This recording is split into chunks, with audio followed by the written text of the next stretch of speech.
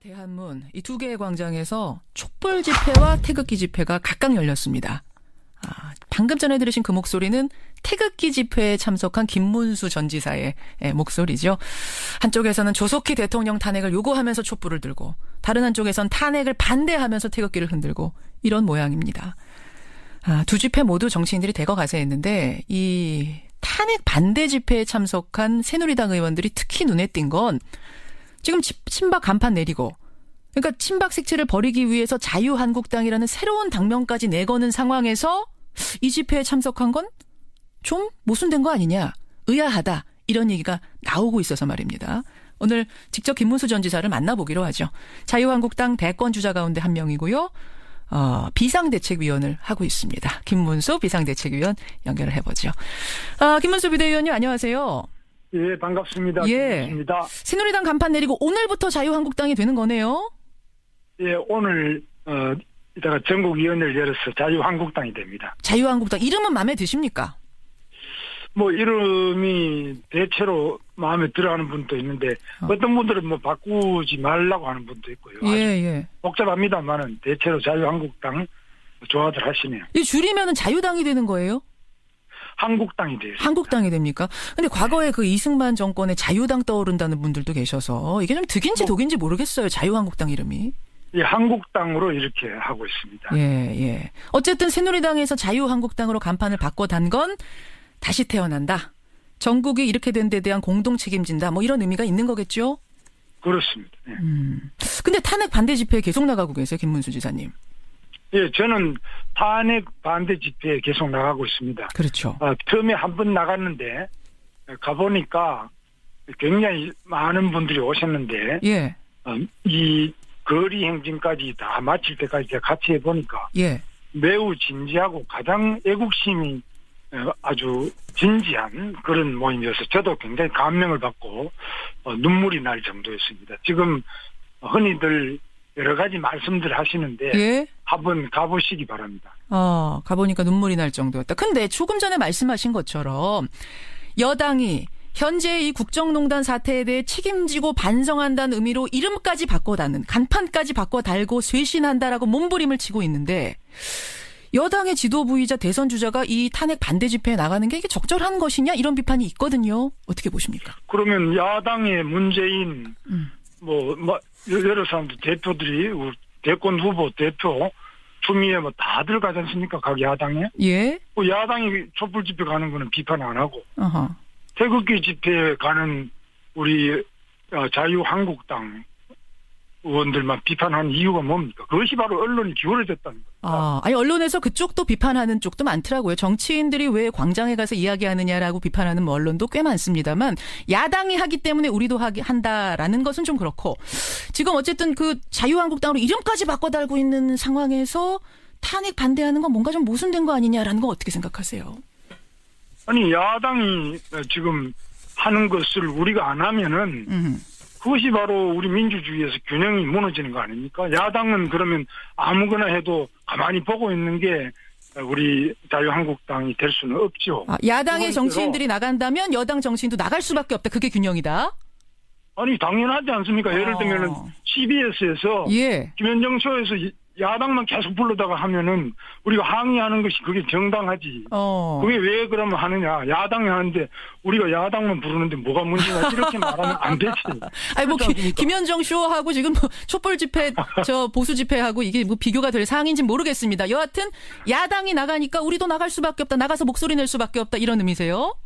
그 당연히 그래야 됩니다. 지금 왜냐하면은 촛불 때문에 광화문 전체와 청와대 앞에까지 촛불이 지금 얼마나 몇 달 동안 덮고 있습니까? 예.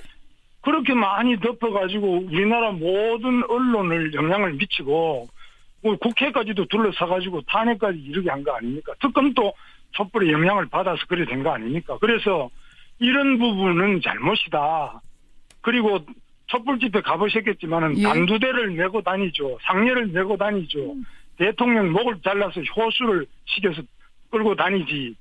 그 다음에 공을 만들어가 아이고 어른이고 대통령 머리를 차고 다니지. 이게 말이 되면 이게 인민재판보다 더한 것이지. 알겠습니다. 어떻게 대한민국 대표광장 세종 그 광연도 안에서 그리고 청와대 바로 가까이에서 예. 이런 일이 있을 수 있느냐. 이거 정말 대한민국 정신 차려야 돼요. 그것이 전체 촛불 민심, 1000만 촛불 민심을 대변한다고 할 수는 없을 것 같고요. 뭐 그중에서 일어난 개인의 해프닝이니까 그거 하나하나 갖고 전체를 얘기할 수는 없습니다만 김문수 지사님. 근데 많은 국민들이 더 의아스러워하는 이유는 뭐냐면요. 김문수 비대위원은 지난해 말에 새누리당에서 탄핵을 주도했던 비상시국 회의. 거기에 그냥 참여하시는 정도가 아니라 대표자 회의에 이름을 올렸던 분이세요. 거기에서 박근혜 대통령에 대한 즉각적인 탄핵 소추와 출당 조치해야 한다. 이렇게 주장하시지 않았습니까? 내가 주장한 게 아니라 그냥 비상시국회의에서 주장했는데 예. 그 주장하던 분들은 정말 탄핵에 참여하고 그리고 당을 탈당해서 나가서 지금 바른 정당을 만들었습니다. 예. 저는 안 갔습니다. 저는 그런 주장이 너무 과하다고 보기도 했고 예. 또 제가 직접적으로 탄핵을 딱 주장했다기보다는 당시에 즉각 퇴진 하야를 주장했기 때문에 그것은 옳지 않다. 촛불이 아무리 숫자가 많아도 투표한 것보다 더 힘을 낼 수는 없다. 투표가 대한민국의 대통령직을 결정하는 것이지 촛불 많이 들으면 대통령이 물러가야 된다. 그건 잘못됐고 헌법에 나와 있는 탄핵을 해라 이렇게 이야기한 겁니다. 그러니까 하야라는 여론 재판은 안 된다. 촛불광장에서 그때 하야를 주장하니까 하야 퇴진 이런 거 안 되고 국회에서 차라리 탄핵 절차 투표를 하자 쪽이 맞기 때문에 탄핵을 찬성하셨단 말씀이세요?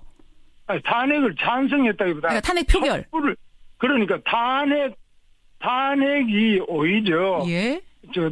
퇴진 즉각 퇴진 촛불을 가지고 대통령을 퇴진하야 하는 이런 것은 잘못이고 하려면 헌법 절차에 따른 탄핵을 해야 된다. 이렇게 주장을 한 겁니다. 그것도 다시 보면 근데 그 언론이 그것도 또 계속 제 이야기를 과장 왜곡 보도를 계속하고 있어요. 그래서 제가 오늘 돼요. 직접 들으려고 이렇게 모신 겁니다. 그래서. 예, 그래 잘하신 겁니다. 그런데 그렇죠. 예. 자꾸 그걸 왜곡 주장을 하고 근데 제가 궁금한 게 뭐냐면 지금 언론들이 지금 왜곡 보도한다고 말씀하셨는데 11월 13일에 김문수 비대위원께서 참여했던 그 비상시국 회의에서는요. 박 대통령 탄핵 표결 가자 정도가 아니라 박 대통령은 자진 퇴진하라라는 결의가 나왔습니다. 그 자리에 계셨어요. 결의에 이름을 올리셨어요. 이거는 그럼 어떻게 설명하시겠습니까? 그런데 그런 거를 그러니까 그 비상시국회의에서 한 것을 전부 제가 주도했다. 이렇게 이야기하면 안 맞고요. 주도는 아니지만 결의에 이름을 올리신 거는 그럼 반대하시면 그러니까. 빼셨어야 되는 거 아닌가요, 이름을? 물론 그거는 맞는데 예. 어쨌거나 그런 식으로 자꾸 몰아붙여가지고 그래 하면은 지금 이제 저는 국회의원도 아니잖아요. 예. 지금 탄핵 표결에 참여한 것도 아니지 않습니까? 그런데 비상시국회의에 우리 당이 어렵고 나라가 어렵다 해서 같이 참여해서 제가 이제 공동 대표가 된 건데 그 부분에 대해서 계속 그런 식으로 이야기하는 그 자체도 왜곡 보도다. 과장 왜곡 보도죠. 입장이 바뀐 것 같다라고 국민들이 오해할 만한 충분한 상황이기 때문에 이거 질문을 드리는 건 좀 당연한 얘기였던 것 같고요. 않고요. 제가 입장이 바뀐 것도 사실입니다. 왜? 예. 지금 촛불에 의해 가지고 예. 너무 그냥 일방적으로 몰아치기를 했는데 예. 그 뒤로 특검이 있었어요. 예. 또 검찰, 특검, 국정조사 예. 계속 했는데 헌법재판소에서도 지금 재판을 계속하고 있지 않습니까? 그렇죠. 제가 그 과정을 전부 다 봤는데 예. 박근혜 대통령이 뭐 돈 받은 게 있습니까? 박근혜 대통령 제일 잘못한 건 최순실이가 잘못됐다는 거예요. 근데 그거를 가리시기 위해서 지금 대면 조사도 받으시고 검찰 조사 받으시라고 그러는데 안 나오시지 않습니까? 그래서 지금 이 돈 받은 게 있는지 없는지 알 수가 없어요. 면책 특권이 있어요. 대통령은 내란, 외환 이런 거 빼고는 안 받아도 돼요. 면책 특권은 있습니다만. 안 받는 게 잘못인 것처럼 이야기하는데 안 받아도 되고 받아도 되는데 저는 대통령께서 헌법재판소 나가서 받는 게 좋겠다고 보는데 특검은요. 특검은 지금 야당만 추천한 특검인데 전 세계에서 야당만 가지고 특검을 임명한 그런 나라가 있습니까? 그 임명을 하시고 승인을 하신 건 박근혜 대통령입니다.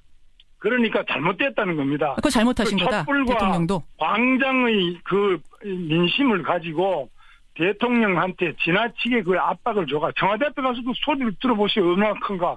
그런 식으로 해서 대통령도 겁박을 하고 모두 다 국민들을 또 언론이 이것을 증폭을 시켜가지고 지금 상황을 이렇게 가져온 거 아닙니까? 김문수 지사께서 탄핵 반대 집회에 나가는 이유. 아까 뭐 입장이 바뀌었다고 하더라도 맞다 나는 입장이 바뀐 거다라고 말씀을 하셨어요.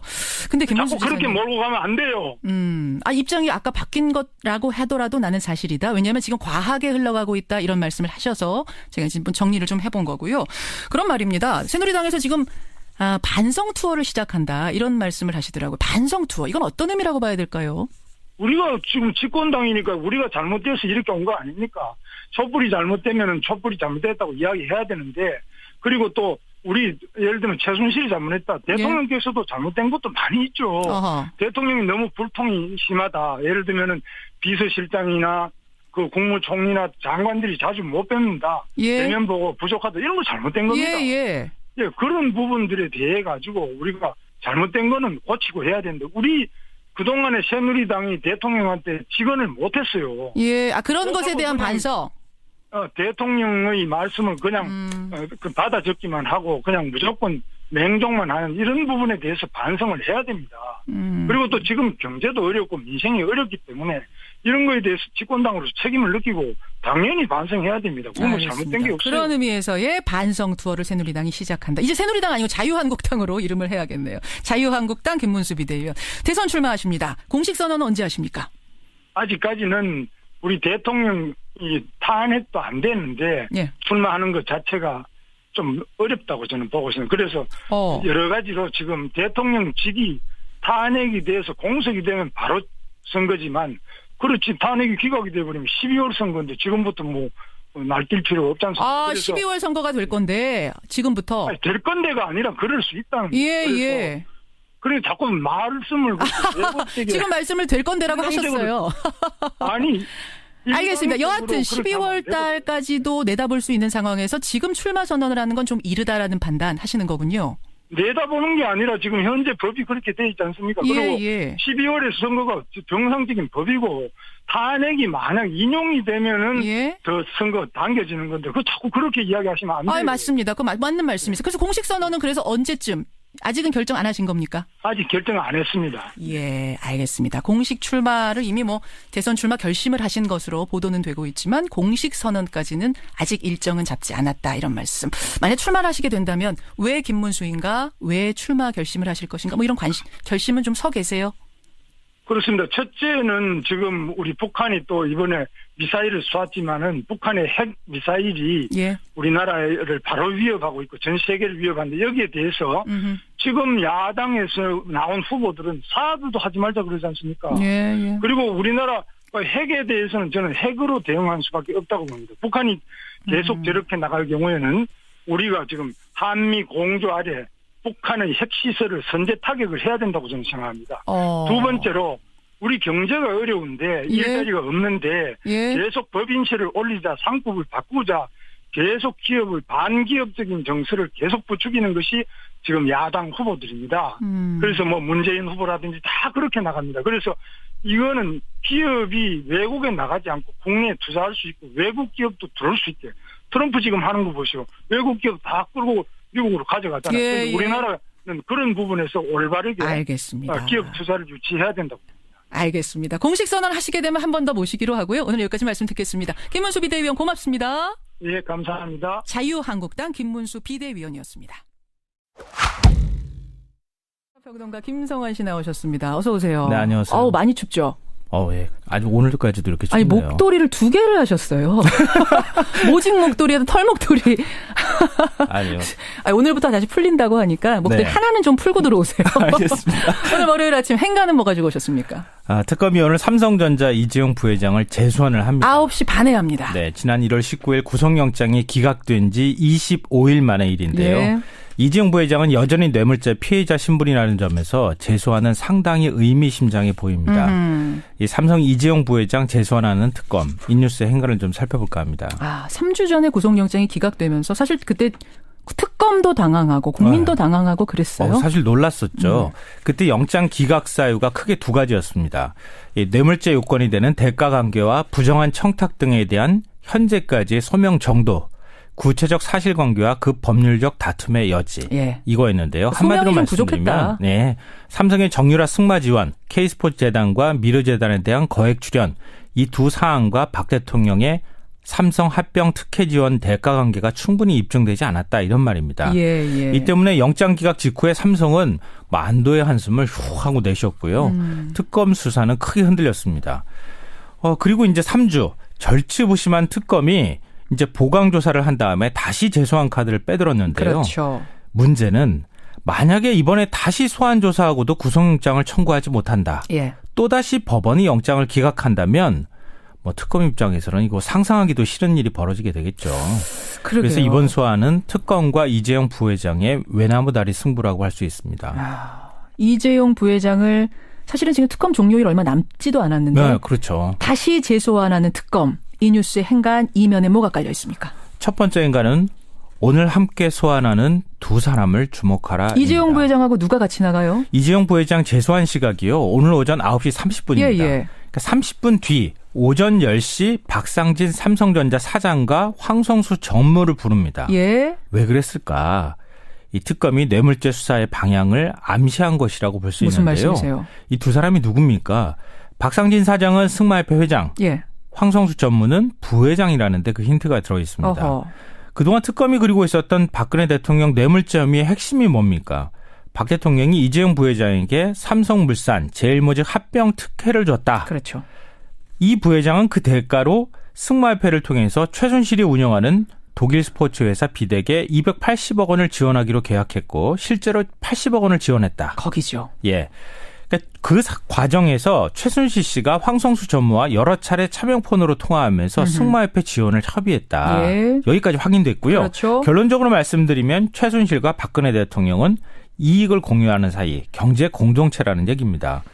그러니까 다시 말씀드리면 삼성의 정유라 승마 지원이 일종의 대가성과 관련이 있으니까 이걸 다시 한번 살펴보겠다. 이미 얘기고요. 예. 또 특검이 어제 오후 삼성 이 미래전략실 장충기 사장을 피의자 신분으로 소환 조사했는데요. 했습니다. 이것도 의미심장합니다. 이건 뭐죠? 이 삼성의 순환출자고리 해소 과정에서 청와대가 공정위를 통해서 또 다른 특혜를 준 것이 아니냐. 예. 이 의혹이 제기가 됐는데 이 부분도 한번 살펴보겠다. 이런 의미라고 할 수 있습니다. 이재용 부회장뿐 아니라 같이 소환되는 두 사람을 주목해야 한다. 두 번째인가 뭡니까? 두 번째 인가는 이재용 구속영장 재청구까지 갈 것이다입니다. 그러니까 오늘 그냥 소환 조사만 하는 게 아니라 이게 구속영장을 또 청구하는 것까지 갈 것이냐? 네.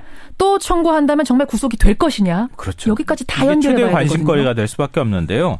특검 수사기간 종료일이 이달 28일이잖아요. 예. 특검은 청와대 압수수색 그리고 박 대통령 대면 조사, 정유라 조사도 못하고 있는 상황입니다. 못했어요.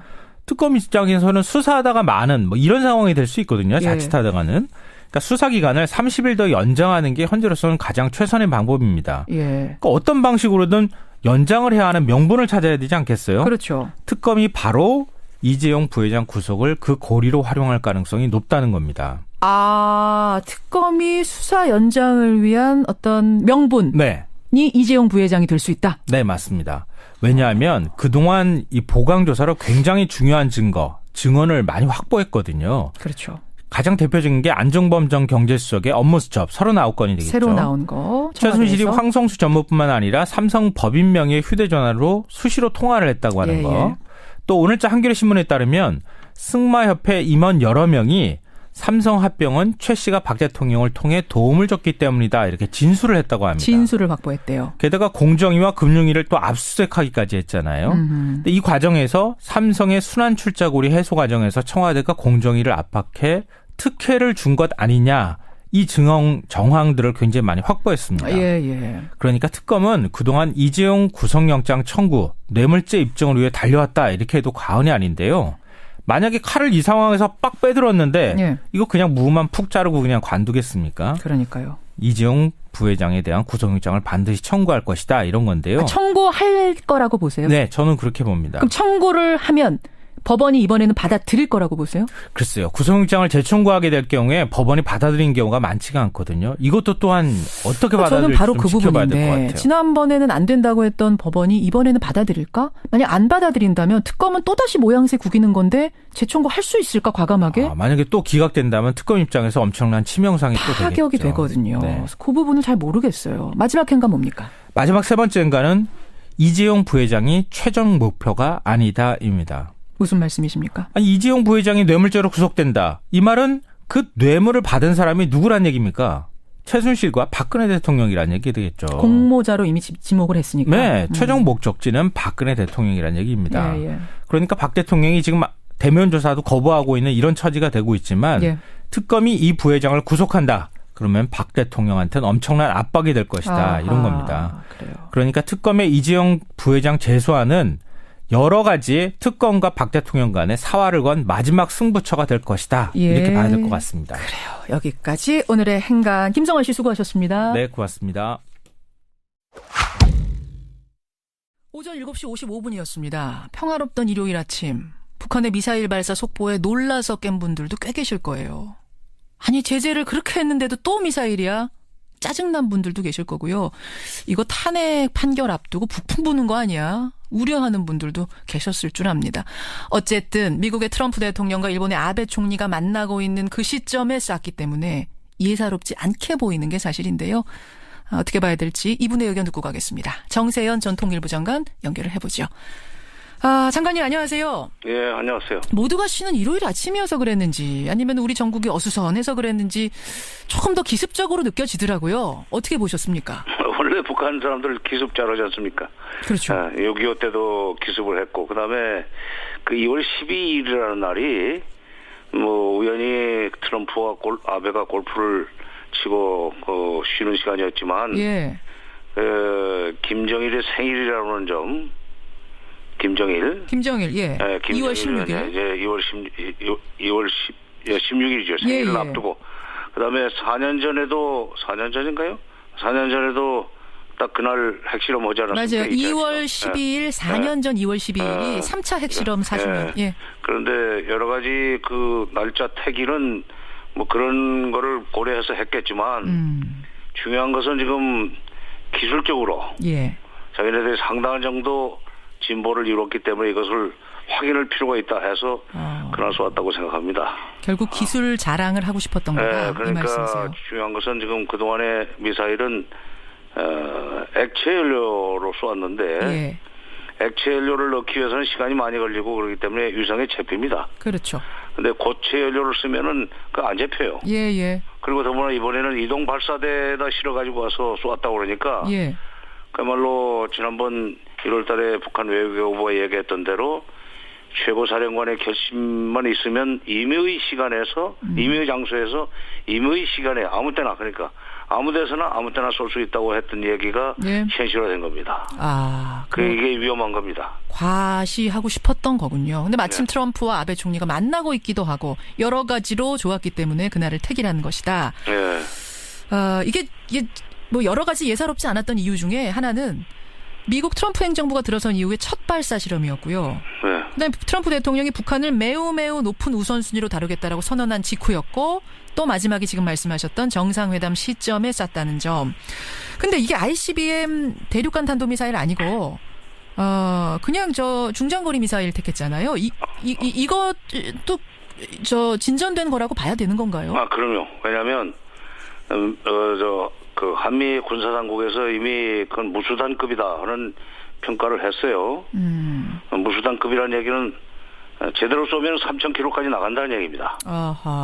지금 이제 거리상으로는 500km밖에 안 나간 걸로 해서 끝냈지만 여러 가지 기술 재원을 종합해서 판단하면은 제대로 각도를 잡아가지고 그러니까 낮은 각도로 쏘면 3,000km 나간다 이거죠. 더 갈 수 있는데 이번에 자제한 거라고 말씀하세요? 그러니까 왜 자제합니까? 3,000km는 괌까지 갈 수 있습니다. 괌에 미군 기지 있잖아요. 그런데 일단 높이 올라갔다 다시 내려오는 동안에 여러 가지 기술적인 문제점이 없는지를 확인하기 위해서 500km까지만 나가는 걸 쏘았는데 여기서 이제 자기네들이 기술이 확인됐다고 지금 오늘 아침에 새벽에 보도를 했어요. 그렇게 되면은 그리고 미국에서는 지금 중거리라고 그러는데 북한에서는 중장거리라고 얘기를 하면서 장차 그 기술을 좀 더 개량하고 발전시키면 장거리 미사일 그러니까 대륙간 탄도미사일로 발전할 수 있다 하는 그런 지금 그 사인을 보내고 있습니다. 그게 위험합니다. 위험한. 지금 속보 들어왔습니다. 북한이요. 북극성 2형 어제 쏜 거는 이제 북극성 2형이라고 하더라고요. 북극성 2형 시험 발사에 완전 성공했다. 북극성 2형 시험 발사에 완전 성공했다라고 북한 방송에서 공식적으로 언급했다는 속보가 지금 들어와 있습니다. 지금 이게 상황이 아주 무시할 상황 아니라고 분명 말씀하셨습니다. 근데 걱정이 더 되는 이유는 뭐냐면 미국에는 지금 트럼프 대통령이 있다는 거예요. 오바마 대통령이 아니라 트럼프 대통령. 이 사람 그러면 대선 후보 시절부터 선제 타격론, 북한에 대해서 선제 타격을 해야 된다는 얘기를 주장해왔었고 신임 미국 국무장관이나 주한 미군 사령관도 최근에 군사적 압박을 염두에 둔 발언들을 계속했거든요. 예. 미국 선제 타격론, 김정은 암살설 이런 게 정말 실현될 가능성은 어떻게 보세요? 그 실현 가능성이 저는 별로 없다고 생각합니다. 왜냐하면 지금 그 선제 타격한다고 그러지만 핵무기가 미국에서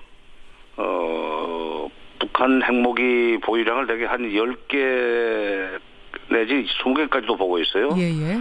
그게 어디 있는 줄 알고 그 지하에 있을 텐데 어디 있는 줄 알고 때린다는 겁니까? 한 군데는 막 확인할 수 있죠. 맞출 수 있겠지만 나머지는 손도 못 대는 거 아니에요? 그다음에 그런 공격을 받으면 북한이 가만히 있겠어요? 예. 남한을 향해서 300km짜리, 500km짜리 스카드 미사일이 지금 뭐 수백 개 있습니다. 예. 그걸 쏘아야 될 거 아니에요? 예. 그런데다가 또 주전선 쪽에 배치되고 있는 장사정포, 방사포를 쏘아대면은 그야말로 북한 표현으로 불바다입니다. 남한은. 이 전쟁이에요. 그러니까 이거는 옵션으로서는 그러니까 최악의 경우에 쓸 수 있다는 얘기까지는 할 수 있지만 예. 그러나 실질적으로 채택할 수 있는 방법은 아닙니다. 더구나 미 국무장관이 이제 후보자가 상원 외교위원회에 제출한 그 서면 답변 자료에 보면은 예. 맨 처음에는 군사적 위협이라는 표현을 썼어요. 예. 그러나 뒤에 가면은 외교적 문호도 개방해놓고 있다는 얘기를 썼습니다. 아하. 그러니까 우리 언론에서는 그 군사적 위협, 선제 타격 뭐 이런 말만 좋아하는데 사실 남의 말이라는 건 끝까지 들어봐야 되는 거 아니에요? 끝에 가면은 외교적 문호는 개방되어 있다. 그러니까 군사적 공격에서부터 외교적 문호까지 모든 옵션은 테이블에 올려놔야 된다는 얘기를 했다는 점에 주목을 해야 되고. 그렇군요. 물론 이제 트럼프가 좀 과격하고 충동적인 측면이 있지만. 그렇죠. 그러나 이번에 아베 만나기 직전에 중국 시진핑 그 주석과 통화해서 예. 한계 중국을 인정한다는 얘기를 하는 거 보면은 예. 상당히 지금 안정돼 간다고 그럴까. 후보 시절하고는 좀 다르다고 보세요. 네, 좀 차분해지는 것 같습니다. 차분해지는 그래서 것 같다고. 너무 그렇게 더구나 이번에 아베는 북한의 미사일 발사에 관해서 굉장히 강력하게 비판을 하고 예. 경고를 발했는데 노스코리아가 미사일 쏜 거에 대해서 그 좌시하지 않겠다. 유엔 제재 결의를 위반했다는 식으로 강력 규탄을 했는데 예. 그 자리에서 바로 트럼프는 노스코리아라는 말도 안 하고 미사일이라는 얘기도 안 하고 일본을 100% 지지한다는 발언까지만 했습니다. 아하. 조금 쿨한 거죠. 그래요. 좀 쿨하다고 봅니다. 그래서 알겠습니다.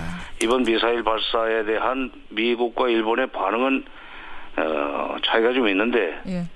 다만 이제 북한이 이번 성공에 자신감을 얻어가지고 2월 말 그러니까 한미 합동 군사훈련이 시작되기 직전인 예. 2월 말쯤 예. 거리가 좀 더 나가는 이른바 ICBM급 예. 뭐 5,000km 이상을 쏜다든지 이렇게 되면은 미국도 이제 발끈할 겁니다. 그때가 위험합니다. 쏠 가능성이 있습니까? 2월 말에? 사실은 황교안 총리도 비슷한 얘기를 했거든요. 2월 도발설에 대해서. 아니 그러니까 뭐 그때 황 총리는 뭐 어떤 그 근거로 얘기했는지 모르지만 북한의 오늘 아침 얘기를 보면 예. 중장거리 미사일에 기술적으로 완전히 성공했다. 그걸 확인했다 하는 걸로 봐서는 예. 이제 중거리에서 장거리로 넘어갈 준비가 되어 있다는 얘기이기 때문에 좀 위험합니다. 위험하다. 그 부분은 동의한다 말씀. 근데 우리는 지금 대통령 직무정지 상태 아닙니까? 사실상 외교가 멈춘 상태. 아베 총리는 계속 움직이면서 외교 공간을 넓히고 있는데 우리는 아무것도 할 수 없는 상황. 이 상황에서 북한의 도발이 계속되고 있고 불안 안 하려고 해도 불안해집니다. 그렇죠? 그래요. 근데 지금 국무장관 지명자만 지금 확정돼 있고 아직 청문회가 안 끝났습니다. 예. 이 청문회가 끝나고 나서 이제 한참 여러 가지 뭐 부장관, 뭐 차관 등등 임명하고 동아태 차관보 그러니까 북한 대북 정책의 실무 책임자인 동아태 차관보가 지명이 돼서 청문회를 통과해가지고 취임 업무를 시작하려면 한 빨라야 5월 말 정도 될 겁니다. 예. 그러니까 그때까지는 사실 미국의 트럼프나 그 틸러슨 국무장관이 북한에 대해서 여러 가지 위협적인 발언까지는 할 수 있겠지만 실제 행동을 취하기는 좀 어려울 거예요. 미국의 좀 그런 나라니까. 예. 미국은 이제 시스템에 움직이기 때문에 1인 지배 체제가 아닌 관계로. 그래서 5월까지는 좀 시간이 있다고 생각을 합니다. 5월까지는 여유가 있다. 근데 아무리 이제 위기가 고조되더라도. 예. 근데 이제 우리가 탄핵이 진짜 3월 초에 끝나가지고. 예. 뭐 4월 말이나 5월 초까지 대선이 끝나버리면 새 대통령 그 정부에서 아무래도 이제 진보 성향의 후보가 당선될 것 같은데 그렇게 되면 그거는 뭐 알 수 없는 거고요. 네, 그렇죠. 미북 간에 다리를 놓아가지고 이 북핵 문제 해결에 어떤 그 전환점을 마련할 수 있는 가능성은 있습니다. 진보 성향 대통령이 된다면. 그래. 그러나 북한이 계속 물색 없이 일을 저질러 가지고 예. 국내 민심의 그 보수 집결 쪽으로 바뀌게 되면 예. 대선에서는 막 보수 인사가 당선될 가능성이 그렇죠. 높죠. 예. 그렇게 되면은 북핵 상황은 더 꼬일 거고 미북 간에 다리를 놓아줄 사람은 아니니까 북한의 압박만 주장할 거고 이렇게 되면은 굉장히 지금 우리가 어렵고 알겠습니다. 경제도 타격을 많이 입으리라고 생각합니다. 어쨌든 5월, 6월이 대한민국 외교를 살리기 위한 골든타임이 될 거다. 이건 굉장히 중요하단 말씀이에요. 그러니까 앞으로 한 두 달 반? 예. 이 안에 빨리 이게 그 탄핵 문제도 끝나고 그렇죠. 대선도 끝나서 새 정부가 들어서도록 상황이 되는데 북한이 그걸 알겠습니다. 좀 알아야 되는데. 예, 헌재 판결이 어느 쪽으로 날지 우리가 장담할 수 없습니다. 지금 그러나 어쨌든 결론은 빨리 나야 한다. 외교가 시작돼야 한다. 이 그렇죠. 말씀 예. 여기까지 듣도록 하죠. 예. 정세현 전 장관님 고맙습니다. 예. 오늘도 두 분 모셨어요. 바른정당 노원병의 당협위원장이죠. 이준석 위원장 어서 오세요. 네, 안녕하세요. 예, 세미래정책연구소 허성호 소장님 어서 오십시오. 예, 반갑습니다. 오늘이 딱 2월 13일이잖아요. 한 달 뒤면 이정미 헌법재판소장 직무대행의 퇴임일. 그 전에 판결이 나올까요, 안 나올까요? 소장님 어떻게 보세요? 저는 뭐 판결이 나올 거라고 믿고 싶습니다. 이준석 위원장 어떻게 보세요? 사실 뭐 더 이상 이 혼란을 방치하기 쉽지 않습니다. 헌재도 이런 거 다 알고 있는 대한민국 시민들입니다. 그래서 아마 좀 결과가 나오지 않을까 생각합니다. 나올까? 예. 나올 것이다. 예. 그럼 박근혜 대통령이 결국 최종 변론에 나설까 안 나설까 굉장히 중요한 변수잖아요. 이번 주까지 대통령이 답을 해야 돼요. 나갈지 안 나갈지를. 예. 장점도 있고 단점도 있을 텐데 대통령이 어느 쪽 선택을 할 거라고 보세요? 소장님 어느 쪽으로 선택할까? 제가 볼 때는 끝끝내 나오지는 않으실 거다. 왜냐하면 나와서 왜요? 방어할 수 있는 능력이 없는 분이시기 때문에 그 헌법재판관들의 질문이나 또는 국회 소추위원 대리인단의 질문 등을 예. 방어해낼 개인적 역량도 부족할 뿐만 아니라 사실은 진실이 이미 백일하에 다 밝혀졌잖아요.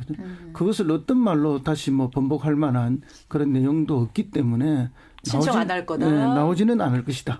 이준석 위원장 어떻게 보세요? 사실 그런 거죠. 검찰이 물어볼 것, 특검이 물어볼 것, 헌법재판소가 물어볼 것 사실 다 비슷하거든요. 예. 그러니까 방어권을 행사한다는 거는 뭐 정확하게 행사하는 것도 중요하고 잘하는 것도 중요하겠지만은 만약에 해명할 것이 있고 또 그 자신이 있다면은 가장 빠르게 해명하는 것이 원래 좋은 방법입니다. 그런데 그렇죠. 그렇게 하지 않았다는 거는 방금 전에 허 소장님 말씀하신 것처럼 뭐 지금까지 밝혀진 사실관계를 뒤집을 만한 무언가를 변론에서 할 수 없다면은 좀 피할 가능성이 높다 이렇게 생각이 근데 듭니다. 나와서 물론 이제 국회 탄핵소추위원들의 질문은 굉장히 난감하겠지만 그쪽 대리인단의 질문을 이용해서 본인의 억울함, 절절한 호소 이런 걸 마지막으로 하면서 어떤 보수 지지자들의 결집력을 높인다든지 뭐 이런 방법 쓸 수는 없을까요? 아니 똑같은 걸 해보라고 똑같은 걸 이제 하면서 이제 뭐 인터넷 방송이랑 인터뷰하면서 예. 사실 봤을 때는 그렇게 날카로운 질문도 아니었는데 비슷한 절차를 하지 않았습니까? 오히려 인터넷에서 다 볼 수 있게. 정규제 TV에서. 예. 그렇기 때문에 제 생각에 뭐 그걸 또다시 하겠다는 의지를 보일 가능성 없어 보이고. 잃는 게 더 크다. 지금 대통령 대리인단도 지금까지 대통령에게 뭐 변론하면서 어떻게 보고하고 했는지 모르겠지만은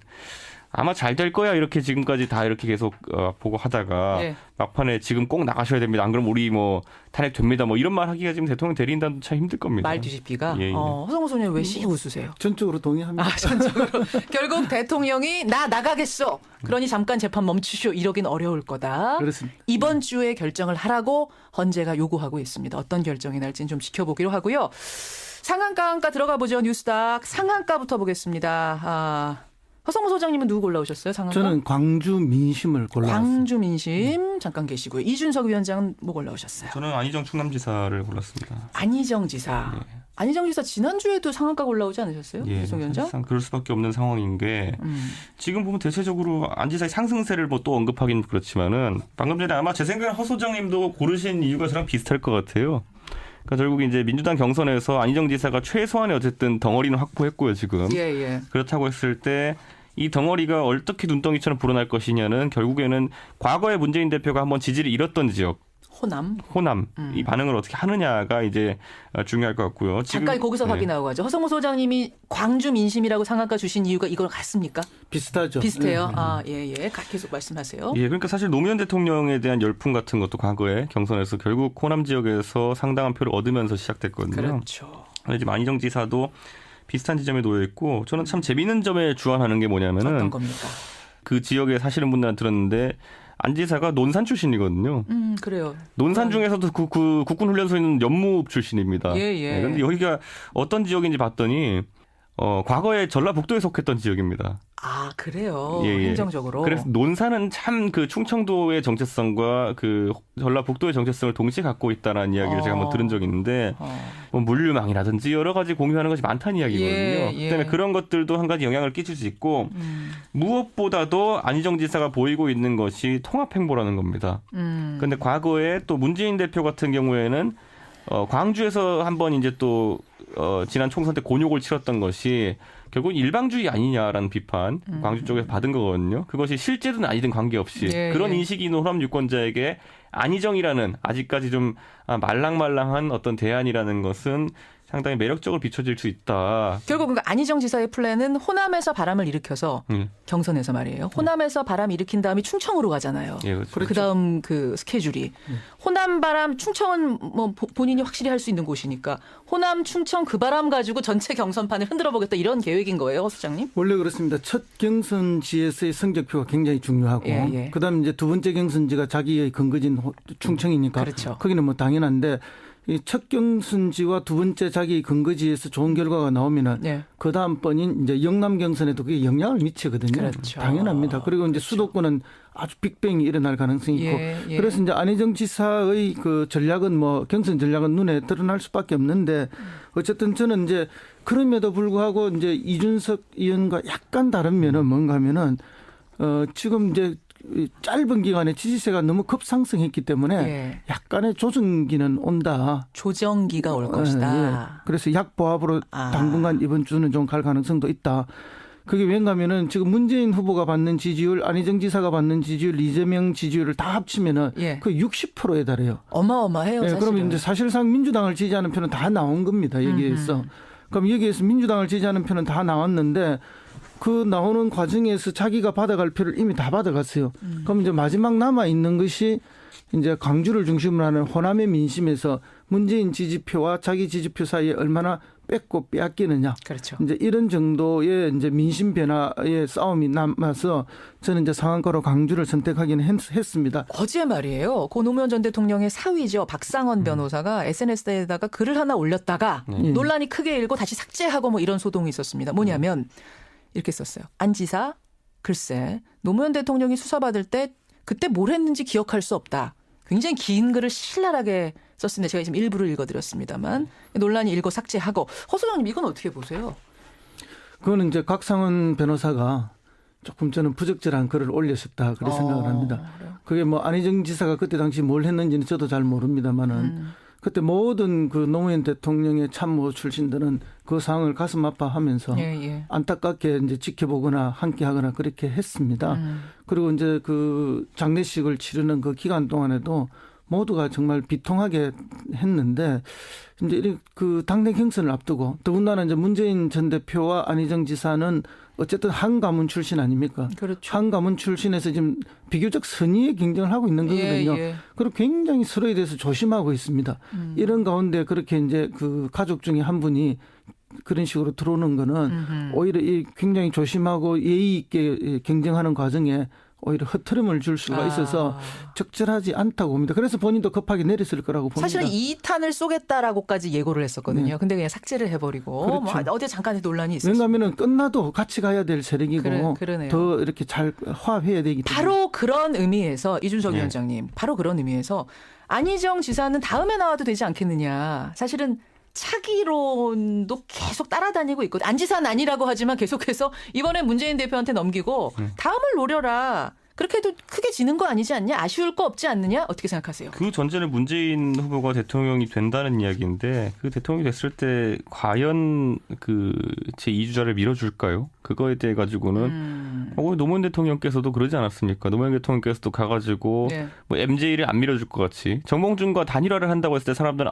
그러면 이번에 노무현 대통령이 하고 다음에는 정몽준 대통령이 되겠구나라는 관점으로 단일화를 지지했던 사람들이 한 방에 실망하게 된 게 결국에는 뭐 정동영 그 당시 의원을 밀려 그러고 뭐 이런 행동을 보이게 되면서 결국에는 2인자라는 것은 배척당한다는 걸 또 한번 증명했던 그런 느낌이기 때문에 과거에 생각해 보세요. YS랑 JP랑 같이 이제 민주당 만들었는데 다들 생각하기에 YS가 한번 하고 그다음에는 JP 차례가 오겠거니 하고 JP도 처음에 거기 들어간 건데 봤더니만 중간에 전혀 그럴 분위기 아니다 보니까 자민련만으로 뛰쳐나올 수밖에 없고 그러니까 이게 결국에는 반복되는 겁니다. 지금 안희정 지사가 가가지고 예를 들어 문재인 대표와 같이 한다고 해가지고 그 차기를 보장받을 수 있다라는 건 안 지사도 그렇게 믿으면 안 되고요. 그렇게 믿지도 않을 겁니다. 정치 경력이 있으시니까. 그걸 믿는다는 거는 정치인들이 너무 순진한 건가? 차라리 그런 자세로 가려고 그러면 안 지사가 아주 대의를 내세우면서 그냥 뭐 사실 포기한다는 취지에 가까운 것이지 오히려 아까 허 소장님 말씀하신 것처럼 지금은 선의의 경쟁 구도가 마련된 상황이기 때문에 그런 뭐 진짜 차기를 노리면 오히려 더 치열하게 지금 싸워야 된다는 얘기군요. 그렇죠. 원래 권력은 누가 밀어줘서 되는 게 아니고 자기가 다 쟁취하는 겁니다. 그렇기 때문에 뭐 밀어준다 안 밀어준다 약속이라는 거 있을 수도 없고 그걸 믿는 것도 있을 수가 없는 일이고 왜냐하면 상황은 끝없이 변화되어 가기 때문에 정치는 생물이라는 말 쓰지 않습니까? 지금 허 소장님 그 말씀하시는데 쟁취라는 표현 쓰실 때 눈썹 두 개가 살짝 올라갔어요. 굉장히 중요한 단어. 정치는 결국 권력은 결국 쟁취하는 거다. 그렇습니다. 그러니까 사실 밀어줘서 되는 게 아니다. 과거에 이제 이회창 총재 나왔을 때도 그때 이인재 후보가 나올까 말까 하던 나올 수밖에 없었던 게 뭐냐면은 나에게 한 뭐 15% 정도 지지가 있다라고 생각한다면은 나가는 게 무조건 옳은 선택입니다. 보면은 그렇기 때문에 결국에는 비슷한 선택을 안희정 지사는 잘 모르겠습니다만은 저는 꾸준히 이제 뉴스닥에서 이재명 시장 정도는 비슷한 생각을 할 수도 있겠다. 그 경선이라는 무리한 어떤 판에 들어가는 것보다는 나가서 뭐 해볼 수도 있겠다라고 했는데 이제 시기상으로는 경선을 하긴 할 것 같은데 경선 끝까지 완주할 겁니다. 완주할 수밖에 없는 상황이 올 겁니다. 그래요. 하한가로 넘어가겠습니다. 뉴스닥. 이준석 위원장, 뉴스닥 하한가 누구 뽑아오셨어요 이번 주는? 저는 민주당 내에서의 비문이라고 뽑았습니다. 민주당 내 비문 세력, 비주류 세력을 말씀하시는 거예요? 허성무 소장님은 하한가 누구 주십니까? 하한가를 바른정당으로 뽑았습니다. 근데 이번에는 하한가를 바른정당으로 뽑은 거는 조금 다른 어떤 변화. 지금 사실은 하한가가 아니고 거의 뭐 바닥이죠. 그래서 바닥이 되었기 때문에 바닥을 치고 더 갈 수도 있다. 그런 말씀을 좀 드리고자 합니다. 자, 잠깐 기다리시고요. 이준석 위원장님. 두 분이 지금 크로스를 뽑아오셨어요. 민주당의 비문 세력. 아니 민주당 자체가 지지율이 이렇게 높은데 사상 최고치 찍고 있는데 아무리 비주류라고 하더라도 하한가 주는 건 좀 그렇지 않습니까? 따지고 보십시오. 그 새누리당이 2번 집권했지만은 그 안에 있던 친박은 행복했을지 몰라도 비박이 행복했습니까? 아니 비박이셨잖아요. 행복하시지 않으셨어요? 이거 뭐 불행할 건 없지만 또 행복하진 않죠 그 안에서. 친박 아니셨나요? 친박으로 들어갔다가 어느새 비박 되셨잖아요. 제가 대통령 당선된 뒤부터 윤창중 비판부터 시작해가지고 계속 비박이었어요. 거의 뭐 박살이 났습니다. 그런 비박의 전력으로 봤을 때 경험으로 봤을 때 지금 비문들이 행복하지 않을 거다. 행복하지 않을 뿐더러 오히려 야당이야 시원하게 말이라도 할 수 있지. 나중에 가면은 또 집권당의 비주류라는 것은 말도 제대로 못하는 뭐 그런 상황이 올 겁니다. 그러니까 대선에서 승리하고 나면 더 고달파질 수도 있다, 비문들은. 왜요? 왜냐하면 지금 사실 그 비문을 대표하는 분들이 따지고 보면 뭐 김종인 대표부터 시작해가지고 이번 총선에서 사실 새로운 그 인사로 좀 합류하실 분들일 텐데요. 그렇죠. 들어가자마자 지금 사실 이번 대선이 좀 더 치열했으면은 또 활용 가치라 표현하기 좀 그렇지만은 저 어느 정도의 영역이 있었을 겁니다. 공간이 생겼을 텐데. 네, 그런데 최근에 뭐 예를 들어 얘기 들어본 적 없잖아요. 보면은 김종인 대표가 어떤 말씀하시는지를 들어보려고 하는 사람도 별로 없고. 아니 저희가 뭐 지난주 금요일에 인터뷰는 했습니다만 조금 발언들이 다 애매했어요. 그렇죠. 확실한 게 없더라고요. 그게 본인 거취를 놓고 하는 이야기들이지. 그리고 또 무슨 뭐 어떻게 합심해서 대선을 치르자는 취지의 말들이 아니기 때문에 이게 지금 민주당에 있는 비문 세력 같은 경우에는 결국 제3지대나 아니면 빅텐트 이런 논의에서도 항상 끼어 있었지만은 결국에는 지금 당 안에 있는 것이 사실 실질적으로 아주 좌불안석인 그런 상태가 되고 있는 겁니다. 만약 당이 집권을 해도 비문들은 뭐 그 다음에 공천권부터 시작해서. 아이고 다음번에 공천 때 가면요. 예를 들어 지금 또 지금 유력 후보 쪽에서 만약에 다음 주에 또 배려해 줄 사람이 있다. 그럼 가장 먼저 날릴 지역들이 어디입니까? 그러니까 그런 측면에서 봐도 그리고 또 지지층도 그거를 지금 이 비문 중에서 비주류에 대해 가지고 지지층도 그렇게 좋게 반응 안 하거든요. 알겠습니다. 이건 물론 이제 문재인 대표가 지금 같은 지지를 계속 유지하면서 가서 집권한다는 전제 하에. 물론 과거에 비박처럼 무슨 뭐 뛰쳐나거나 선택을 하지 않을 거예요. 하지만 상당한 이제 뭐랄까 내부 갈등은 일으킬 소지가 있어 보입니다. 허성모 소장님 어떻게 보세요? 그거는 뭐 정치 일반에 있어서 언제나 나타나는 현상이기 때문에 뭐 부인하기는 어렵습니다. 그러나 이제 어쨌든 이제 안지사의 존재가 지금 방금 이 의원도 이야기하셨지만은 그 비문계 사람들의 원심력을 오히려 강하게 잡아주면서 당내 구심력을 만들어주는 면에 있어서는 문 대표한테도 굉장히 좋은 일이에요, 이게. 그리고 외연 확장 면에 있어서도 그렇고. 그런데 이제 경선이 끝난 이후에 누가 승리하든지 얼마나 잘 결합하고 포용하느냐. 이 문제가 나면. 그런데 포용의 도구는 대선 캠프 중심으로는 안 되거든요. 그렇죠. 결국은 당 중심으로 모든 선거 체제를 만들 때 그게 가능해진다 그런 겁니다. 동의하십니까? 그렇게 될 거라고 보십니까? 뭐 자리는 하나씩 주겠죠. 그런데 뭐 사실 그게 그렇게 화학적 결합이 될까 이게 문제인 거잖아요. 화학적 결합이 될 가능성 거의 없다 보는 것이 잘 생각해 보시면 박근혜 선거 캠프도 그 당시 대선을 믿고 선거 캠프 차렸는데 아니 그때 뭐 예를 들어 유승민 의원 같은 경우에는 이미 그 조직에서 아웃됐는데 뭐 선대위 부위원장 같은 자리 하나 줬어요. 그랬었나요? 네, 선대위 부위원장인가 했습니다. 근데 부본부장인가 부위원장인가 했는데 회의 한 번도 안 나갔어요. 뭐 왜냐 부르질 않거든요. 아니 부위원장을 부르지 않는다는 게 말이 돼요? 올려면 오고 말면 말고 이런 식이면은 역할은 없이 회의만 올려면 오고 말면 말라 이거는 허수아비 같은 느낌을 받으니까 스스로 본인이 안 가는 게 더 굴욕입니다. 그러니까 그런 식으로 앞으로 그 갈등 자체, 그러니까 지금 집이 아주 커야 되는 시점이기 때문에 문재인 후보가 그걸 어떻게 관리하느냐가 중요할 것으로 보입니다. 그래요. 민주당 비문 세력 하한가 우려가 크다라는 의미에서 하한가를 주셨어요. 허성모 소장은 바른정당에 하한가를 주셨는데. 아니 지난주에도 바른정당이었는데 바른정당이 무슨 원수 지셨어요? 계속해서 바른정당 이준석 위원장 바로 옆에 있는데 바른정당이 잘 되기를 바라는 마음이 있어요. 왜냐하면 바른정당이 진짜 보수 또는 따뜻한 보수, 혁신하는 보수를 내걸었기 때문에 사실은 그런 보수가 잘 되는 게 맞죠.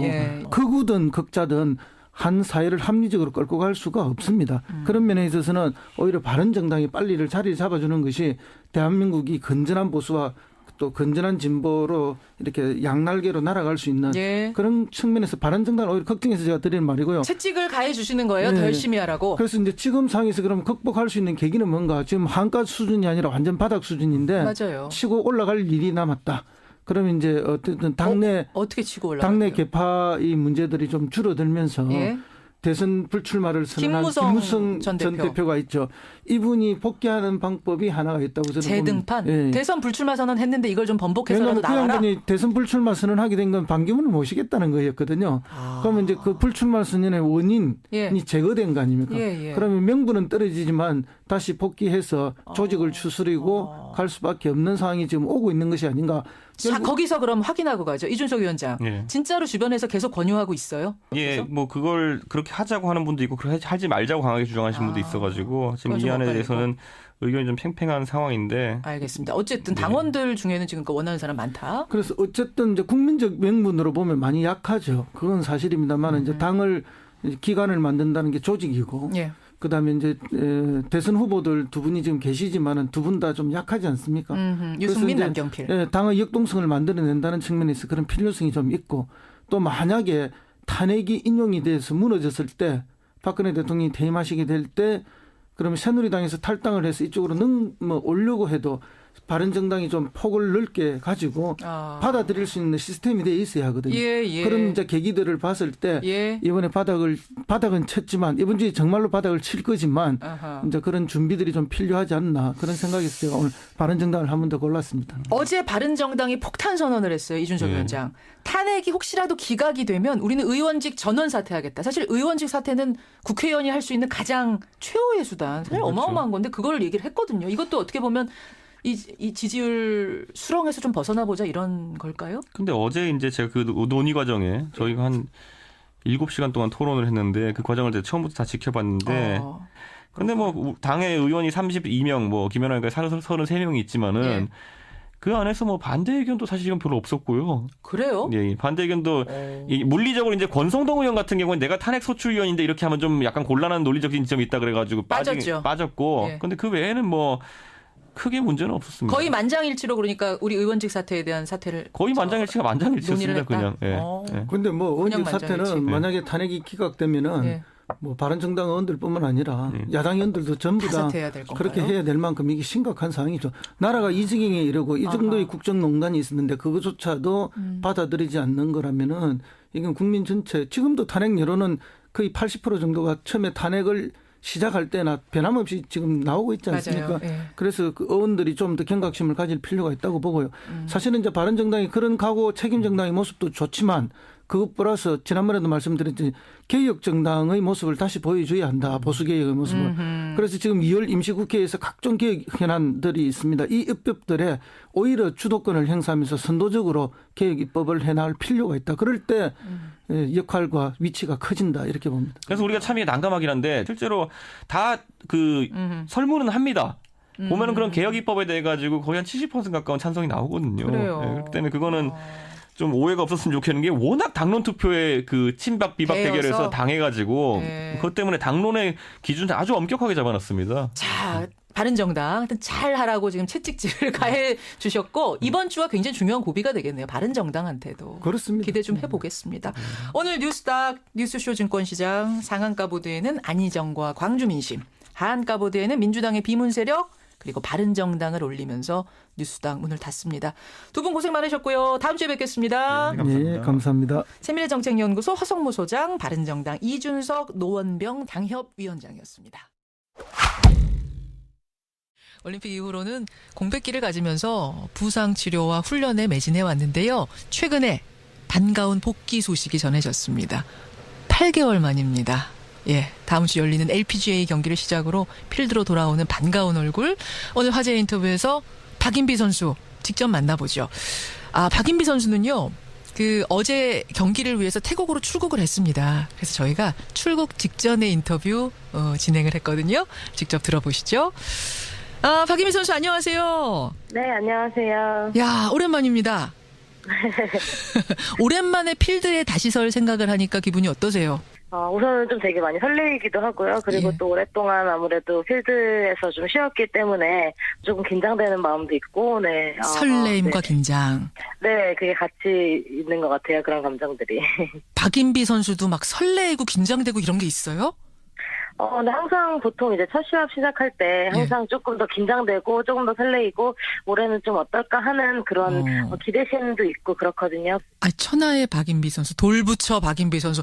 아무 감정 표현을 하지 않는 박인비 선수도 떨리고 그러는 게 있군요. 뭐 항상 그렇죠. 그래. 사실 요 질문이 많은 분들한테 들어왔던 질문인데 요 질문 잠깐 뒤에 제가 다시 드리도록 하고 일단 8개월이란 공백이 짧지만은 않은 기간이었는데 부상 치료는 어떻게 완전히 된 겁니까? 네, 이제 7주 동안 이제 전지훈련을 하면서 뭐 한 번도 고통이 없었고 그리고 또 정상적인 뭐 라운드나 아니면은 플레이를 계속 소화를 했었어서 이제 부상에 대한 부분은 좀 많이 자유로워진 것 같고요. 네, 그래서 이제 아무래도 스윙에 관한 부분에서 예. 조금 이제 막힘없이 좀 스윙을 할 수 있다는 점, 그런 점이 조금 좋아진 점인 것 같아요. 사실은 리우 때 제가 특별히 더 기억에 남는 말이 뭐냐면 손가락 인대가 끊어지는 한이 있어도 열심히 치겠다 이 얘기했던 게 기억나거든요. 네. 그러면 지금은 완전히 손가락 회복이 된 거라고 보면 돼요? 네, 이제 많이 재생이 돼서 제가 통증을 느끼지 못한다는 건 또 그만큼 많이 재생이 됐다는 뜻이고, 또 부상에서 또 한 가지 중요한 거는 마음속에서 여기가 조금 아프면 어쩌지 하는 그런 의구심에 조금 스윙이 위축되는 그런 부분이 있거든요. 그렇죠. 이제 그런 부분을 이제 연습을 통해서 조금 많이 개선을 하고, 그래서 이제 완벽하게 이제 부상에서 회복됐다는 그런 얘기를 할 수 있을 것 같아요. 야, 박인비 선수 입에서 그 신중한 박인비 선수 입에서 완벽하게 회복이 됐습니다라는 얘기가 나오니까 마음이 좀 놓입니다. 박인비 선수. 네. 진짜 리우 금메달 순간 그 인대가 끊어지는 한이 있어도 열심히 치겠다 하고서 금메달까지 거머졌던 그 순간은 박인비 선수 인생에서는 베스트 몇 위쯤 되는 순간이에요? 정말 1등이었던 것 같아요. 정말 여느 메이저 우승이나 다른 어떤 타이틀보다 리우 올림픽 우승이 가장 기억에 남고, 또 나가기로 마음을 먹었을 때에는 이제 어떠한 위험도 감수하겠다는 뜻도 다시 같이 깔려 있었던 거기 때문에 저는 사실 뒤로 돌아갈 길이 없었던 것 같아요. 그리고 그게 다행히도 정말 좋은 결과로 이어져서 네, 너무 베스트 1위 잊지 못할 그런 기억이 계속 남아 있는 것 같아요. 그런 경기에서 금메달을 땄으니 뭐 베스트 1위 당연히 되는 거네요. 아니, 제가 듣기로는 최근에 강아지 키우기로 하셨다면서요. 네, 작년에 올림픽 끝나고 와서 골든 리트리버 한 마리를 입양했는데 이름이 리오예요. 네. 이름이 리오예요. 리우 올림픽 리우. 볼 때마다 계속 생각나고. 네. 강아지 키우는 분들은 엄마라고 하던데. 리우 엄마네요. 리우 엄마요. 저는 근데 지금 좀 놀란 게요. 박인비 선수 하면은 그 경기장에서 진짜 아무 표정이 없는, 좋으나 싫으나 그냥 무표정하게, 그래서 별명이 돌부처인 분인데 지금 인터뷰 나누면서 잘 웃어요, 참. 네, 원래 저 평상시에 되게 잘 웃는데. 그래요? 아무래도 네, 코스 안에서는 좀 집중하고 있다 보니까 아무래도 별로 표정이 많이 없다고 주변에서 많이 얘기들 하시더라고요. 저는 근데 사실 제가 어떤 표정을 짓고 있는지, 무슨 생각을 하고 있는지 그런 사실 개념이 사실 잘 없거든요. 코스 안에서는. 또 그만큼 또 집중을 해야지 또 제가 하고자 하는 스윙이나 샷들을 또 만들어낼 수가 있고. 그래서 그런 사소한 부분들에 잘 신경을 못 써서 네, 제가 아무래도 그런 이미지를 갖게 된 것 같아요. 원래 잘 웃는군요. 아니 근데 저는 안 좋을 때 표정 관리하는 건 이해가 돼요. 안 쳐졌을 때 아무 표정 안 내는 건 이해가 되는데 보통 잘 쳤을 때는 웃기도 하고 뭐 손도 번쩍 들고 이런 거 하잖아요, 프로들이. 네, 근데 그거 왜 안 하세요? 나름대로는 또 웃는다고 생각하고 나름대로 세리머니도 한다고 생각을 하는데 그게 보통 다른 선수들에 비해서는 조금 작은 편이라. 그럼 나름대로는 웃는 거예요, 활짝.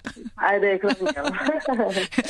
그 강인한 멘탈은 어디서 옵니까? 그러니까 평정심을 잃지 않는 끝까지 그 멘탈 갑이라고 하잖아요. 그건 어디서 비롯되는 거예요, 박인비 선수? 저 태어나기도 그냥 성격 자체가 그냥 조금 긍정적인 편이고 조금 다른 것에 좀 사실 신경을 많이 잘 안 쓰는 편이에요. 되게 한 가지 집중하면. 그래서 좀 주변에서 뭐 부모님이나 가족들이나 그러면은 너무 또 무관심하다 그러고 다른 거는 관심이 없어서. 근데 그래. 골프에서는 오히려 그런 무관심이나 잘 잊어버리거나 이제 그런 게 좀 많이 도움이 되는 것 같아요. 좀 타고난 탑 선수네요. 그게 타고난 겁니다. 타고난 거. 이제 결혼 5년 차 주부시죠? 결혼 4년 차구나 이제. 네, 2015, 16, 3년 차. 3년 차가 되나요? 네. 죄송해요. 저는 2014년이라고 생각했는데 2015년이었던가요? 14년에 결혼. 그렇죠. 그러면 14, 15, 16, 17. 4년 차다. 15년에 한 것 같아요. 아니, 저는 헷갈려도 박인비 선수가 헷갈리면 어떻게. 네, 갑자기 같이 헷갈려가지고.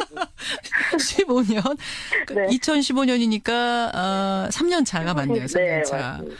청취자 한 분이 이런 질문을 보내주셨어요. 네. 천하의 박인비 선수도 평범한 다른 주부들처럼 요리도 하고, 집안 살림도 하고, 뭐 청소도 하고 이러시냐? 제가 설거지하는 걸 되게 좋아해요. 그래서 설거지 되게 좋아하는데 요리는 사실 별로 많이 할 시간이 없어요. 예. 그런데 그래도 가끔 할 때는 있어요. 어떤 음식을 제일 잘해요? 딱히 잘하는 건 별로 없는 것 같아요. 그냥 골프만 잘하는. 골프만 골프만 잘하면 됐죠. 뭐 박인비 선수한테 요리까지 잘하는 걸 바라시면 안 됩니다. 지금 질문 보내주신 여러분. 앞으로 또 배워 나가야죠. 그래도 그 와중에서도 남편이 좋아하는 제일 반응 좋은 건 뭡니까? 갈비찜도 좋아하고 뭐 된장찌개, 김치찌개 뭐 이런 기본적인 것들은 뭐 다 잘 먹더라고요. 아니 박인비 선수가 갈비찜을 한다고요? 네. 야, 그러면은 초보 아닌데요? 갈비찜 해낼 정도면? 그냥 레시피 보고 하니까 잘 되더라고요. 야, 갈비찜. 그래요. 박인비 선수. 8개월 만에 복귀하는 골프 여제입니다. 박인비 선수. 올림픽 금메달리스트고 최연소 명예의 전당 입성. 또 세계 최초 골든 그랜드슬램까지. 뭐 이 커리어로 보자면은 지금 선수로서 가질 수 있는 타이틀은 다 가진 거죠. 정말 제가 골프를 시작했을 때 프로 데뷔를 생각하고 입문했을 때 세워둔 목표들을 정말 진짜 다 이룬 것 같아요. 그렇죠. 근데 사실 이제 이 목표가 없다는 게 그게 굉장히 최악인 상황이더라고요. 생각을 해보니까. 목표가 없는 게 선수한테는 최악인 상황. 네, 목표가 없이 그냥 내가 뭘 해야 되는지도 모른 채 그냥 기계처럼 골프를 친다는 게 그게 참 되게 불행한 일이라는 걸 또 작년에 조금 깨닫고 제가 지가 있는 트로피, 뭐 상장, 뭐 이런 모든 것들을 다 보고 이걸 진짜 다 내려놔야겠다. 정말 이제 백지 상태로 다시 한번 시작해 봐야 되겠다. 정말 처음부터 다 일어나가야 되겠다. 이제 처음부터 내가 탑10을 한 번을 해도 초심처럼 즐거워해야 되겠다라는 좀 생각을 좀 많이 해서 그 사소한 것에도 행복을 느낄 수 있는 그런 골프 선수가 돼야 되겠다라는 생각을 많이 했어요. 야, 그러니까 집에 있는 트로피며 뭐 상장이며 메달이며 어마어마하게 많을 텐데 그것들을 마음속에서 지웠다. 네. 말하자면 컴퓨터에서 딜리트 시켜버리고 다시 백지로 시작한다. 네, 그래야 제가 또 앞으로 나아갈 수 있고 또 더 많은 것을 이룰 수 있는 그런 발판이 되지 않을까라는 생각을 하게 됐습니다. 멋있는데요. 그러면 도쿄 올림픽 2020년 아직 조금 뭐 시간은 있습니다만 그것도 먼 목표로 삼고 또 달려가시는 거예요? 네, 그럼요. 굉장히 좋은 목표가 될 수 있는 부분이고, 그리고 또 이 올림픽을 통해서 이제 올림픽이 이게 엄청난 무대라는 거를 또 다시 한번 느꼈기 때문에 앞으로의 골프 발전을 위해서도 그리고 또 스포츠 발전을 위해서도 올림픽은 정말 좋은 목표가 될 것 같아요. 박은미 선수 골프만 잘 치는 줄 알았더니 이야기도 참 조리 있게 잘하네요.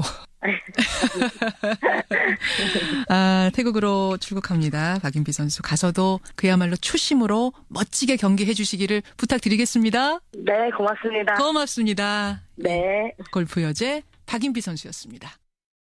또다시 법원이 영장을 기각한다면 특검 입장에서는 이거 상상하기도 싫은 일이 벌어지게 되겠죠.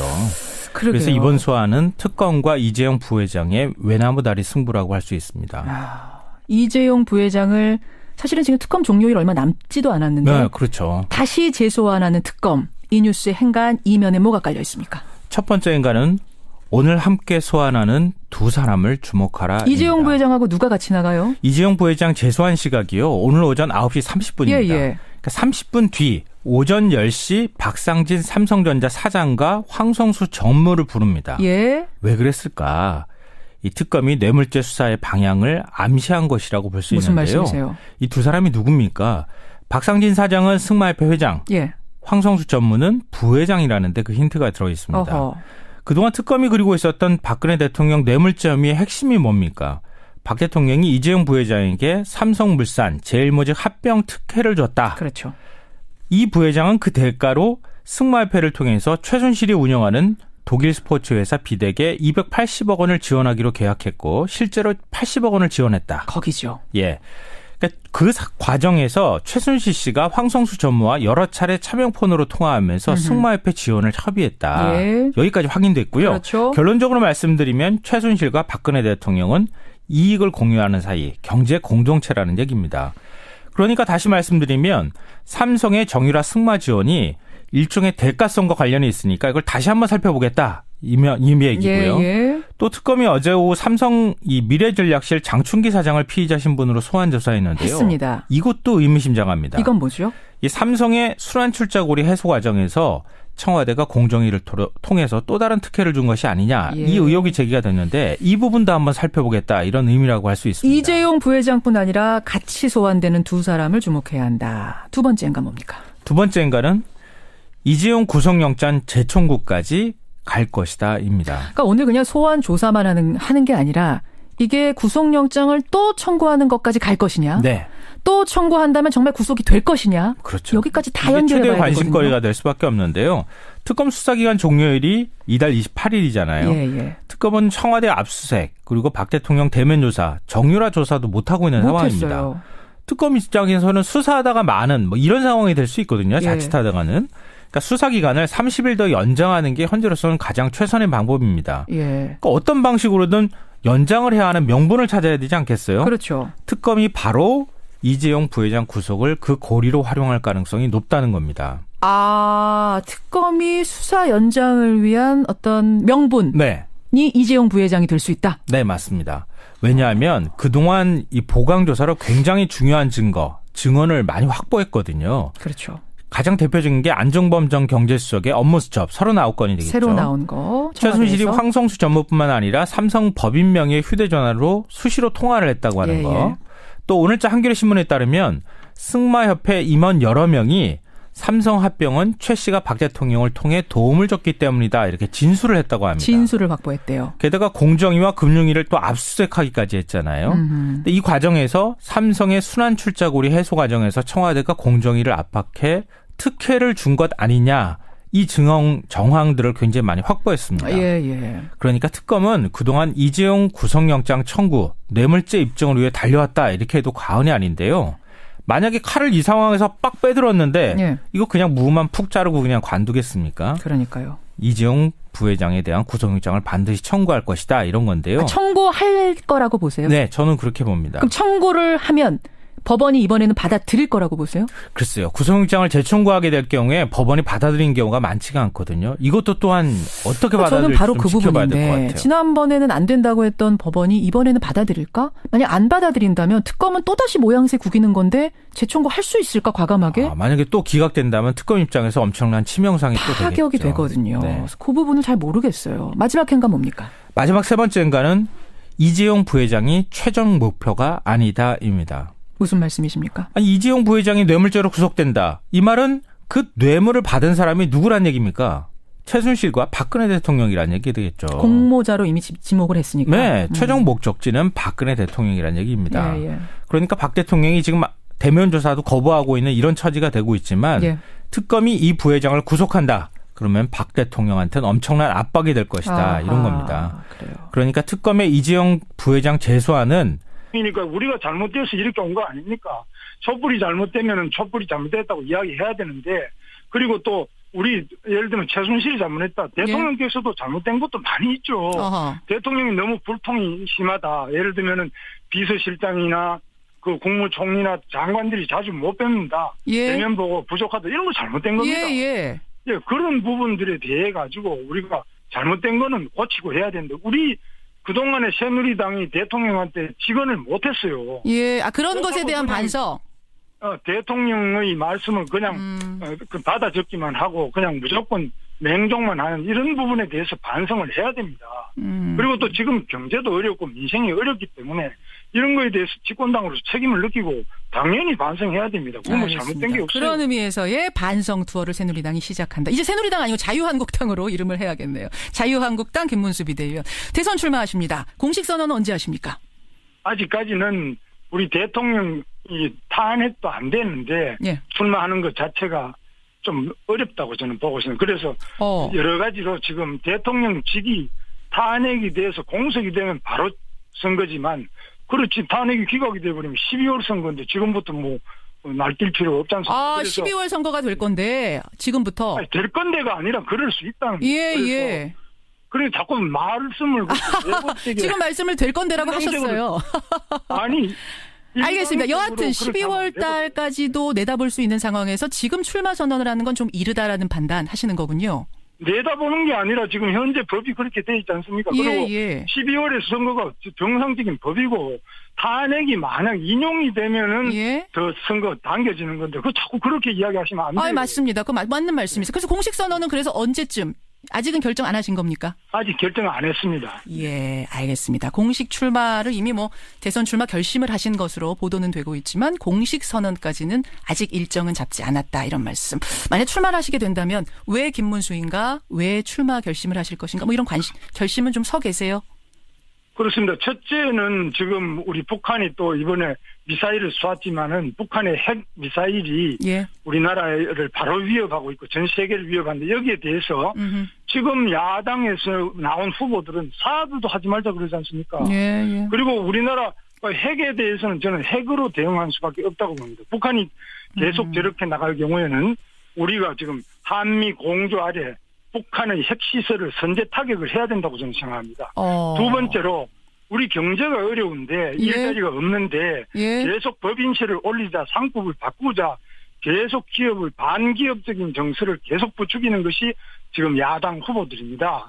그래서 문재인 후보라든지 다 그렇게 나갑니다. 그래서 이거는 기업이 외국에 나가지 않고 국내에 투자할 수 있고 외국 기업도 들어올 수 있게 트럼프 지금 하는 거 보시오. 외국 기업 다 끌고 미국으로 가져갔잖아요. 예, 예. 우리나라는 그런 부분에서 올바르게 알겠습니다. 기업 투자를 유치해야 된다고.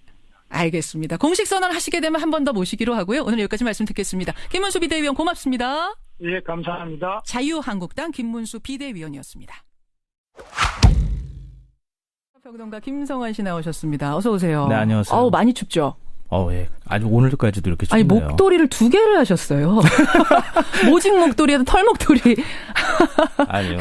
오늘부터 다시 풀린다고 하니까 목도리 하나는 좀 풀고 들어오세요. 알겠습니다. 오늘 월요일 아침 행가는 뭐 가지고 오셨습니까? 특검이 오늘 삼성전자 이재용 부회장을 재소환을 합니다. 9시 반에 합니다. 네, 지난 1월 19일 구속영장이 기각된 지 25일 만의 일인데요. 네. 이재용 부회장은 여전히 뇌물죄 피해자 신분이라는 점에서 재소환은 상당히 의미심장해 보입니다. 이 삼성 이재용 부회장 재소환하는 특검, 인뉴스의 행간을 좀 살펴볼까 합니다. 3주 전에 구속영장이 기각되면서 사실 그때 특검도 당황하고 국민도 당황하고 그랬어요. 사실 놀랐었죠. 그때 영장 기각 사유가 크게 2가지였습니다. 이 뇌물죄 요건이 되는 대가관계와 부정한 청탁 등에 대한 현재까지의 소명 정도, 구체적 사실관계와 그 법률적 다툼의 여지 이거였는데요. 한마디로 말씀드리면 삼성의 정유라 승마 지원, K스포츠 재단과 미르재단에 대한 거액 출연 이 두 사안과 박 대통령의 삼성 합병 특혜 지원 대가 관계가 충분히 입증되지 않았다 이런 말입니다. 이 때문에 영장 기각 직후에 삼성은 만도의 한숨을 후 하고 내쉬었고요. 특검 수사는 크게 흔들렸습니다. 그리고 이제 3주 절치부심한 특검이 이제 보강 조사를 한 다음에 다시 재소환 카드를 빼들었는데요. 그렇죠. 문제는 만약에 이번에 다시 소환 조사하고도 구속영장을 청구하지 못한다. 대한문 이 2개의 광장에서 촛불 집회와 태극기 집회가 각각 열렸습니다. 방금 전에 들으신 그 목소리는 태극기 집회에 참석한 김문수 전 지사의 목소리죠. 한쪽에서는 조속히 대통령 탄핵을 요구하면서 촛불을 들고 다른 한쪽에선 탄핵을 반대하면서 태극기를 흔들고 이런 모양입니다. 두 집회 모두 정치인들이 대거 가세했는데 이 탄핵 반대 집회에 참석한 새누리당 의원들이 특히 눈에 띈 건 지금 친박 간판 내리고 그러니까 친박 색채를 버리기 위해서 자유한국당이라는 새로운 당명까지 내거는 상황에서 이 집회에 참석한 건 좀 모순된 거 아니냐, 의아하다 이런 얘기가 나오고 있어서 말입니다. 오늘 직접 김문수 전 지사를 만나보기로 하죠. 자유한국당 대권 주자 가운데 한 명이고요. 비상대책위원을 하고 있습니다. 김문수 비상대책위원 연결을 해보죠. 김문수 비대위원님 안녕하세요. 예, 반갑습니다. 김문수입니다. 새누리당 간판 내리고 오늘부터 자유한국당이 되는 거네요. 예, 오늘 이따가 전국위원회를 열어서 자유한국당이 됩니다. 자유한국당 이름은 마음에 드십니까? 이름이 대체로 마음에 들어하는 분도 있는데 어떤 분들은 바꾸지 말라고 하는 분도 있고요. 복잡합니다만은 대체로 자유한국당 좋아들 하시네요. 이 줄이면은 자유당이 되는 거예요? 한국당이 돼요. 한국당이 됩니까? 근데 과거에 그 이승만 정권에 자유당 떠오른다는 분들도 계셔서 이게 좀 득인지 독인지 모르겠어요. 자유한국당 이름이. 예, 한국당으로 이렇게 하고 있습니다. 어쨌든 새누리당에서 자유한국당으로 간판을 바꿔 단 건 다시 태어난다. 전국이 이렇게 된 데 대한 공동 책임진다. 뭐 이런 의미가 있는 거겠죠? 그렇습니다. 예. 근데 탄핵 반대 집회에 계속 나가고 계세요, 김문수 지사님. 예, 저는 탄핵 반대 집회에 계속 나가고 있습니다. 그렇죠. 처음에 한 번 나갔는데 가보니까 굉장히 많은 분들이 오셨는데 예. 이 거리 행진까지 다 마칠 때까지 제가 같이 해보니까 예. 매우 진지하고 가장 애국심이 아주 진지한 그런 모임이어서 저도 굉장히 감명을 받고 눈물이 날 정도였습니다. 지금 흔히들 여러 가지 말씀들 하시는데 예? 한번 가보시기 바랍니다.